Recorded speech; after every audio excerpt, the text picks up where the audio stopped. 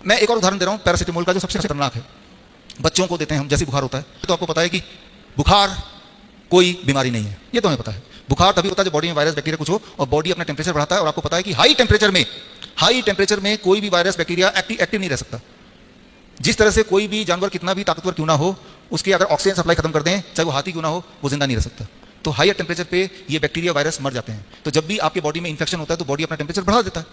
लेकिन तब आप क्या करते हैं, पैरासिटामोल लेके जैसी बॉडी का टेम्परेचर फोर्सफुली घटाते हैं तो उन बैक्टीरियन वायरस को मौका मिलता है फैलने का।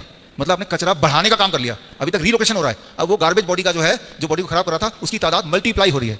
अब जब मल्टीप्लाई हो रही है, दोबारा से बॉडी टेम्परेचर बढ़ाएगा, लेकिन इस बार बॉडी को टेम्परेचर और ज्यादा बढ़ाना पड़ेगा, क्योंकि अब जब वो वायरस मल्टीप्लाई हो रहा है तो वो म्यूटेट हो रहा है। ये नाम अपने म्यूटेट तो आपने पता ही है कि अब उतने टेम्परेचर से वो मरने नहीं वाले, तो बॉडी क्या करेगा, टेम्परेचर और बढ़ाएगा। अब आप क्या करेंगे, पैरासिटामोल और बढ़ा देंगे। और अब डेथ हो गया। मैंने पिछले 15 साल में कभी नहीं देखा किसी का फीवर से डेथ होते हुए। सीजर आता है कभी कभी, रेयरली 5-7 सेकंड के लिए, डेथ नहीं हो सकती फीवर से, लेकिन पैरासिटामोल से हो सकती है। और पैरासिटामोल को के ऊपर जितने भी ट्रायल दुनिया में हुए हैं, दुनिया में 50% जो लीवर फेलियर के केसेस हैं, उसका कंट्रीब्यूशन सिर्फ एक दवाई को है, पैरासिटामोल। इसीलिए इस दवाई को दुनिया का सबसे डेंजरस दवाई का खिताब मिल चुका है।